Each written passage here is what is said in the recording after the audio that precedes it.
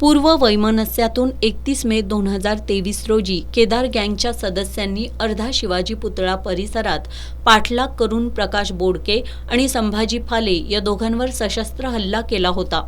यामध्ये प्रकाश बोडके आणि संभाजी फाले हे दोघे गंभीर जखमी झाले होते। या प्रकरणी संभाजी फाले यांच्या फिर्यादीवरून केदार गँगच्या 10 जणांच्या विरोधात जुना राजवाडा पोलिसात गुन्हा दाखल करण्यात आला होता।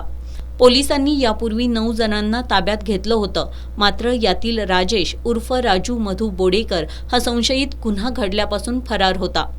आज जुना राजवाडा पोलिसांनी फुलेवाडी बोंद्रेनगर इथल्या धनगरवाडा परिसरातून राजेश उर्फ राजू बोडेकर याला ताब्यात घेतलंय। या कारवाईत पोलीस निरीक्षक संजीव झाडे, पोलीस उपनिरीक्षक SM गळवे, अंमलदार प्रशांत घोलप, सागर डोंगरे, सतीश भामरे, अमर पाटील, प्रवीण सावंत, प्रशांत पांडव, संदीप माने, वैभव खोत, निलेश नागरे, मोहन लगारे यांनी सहभाग घेतला।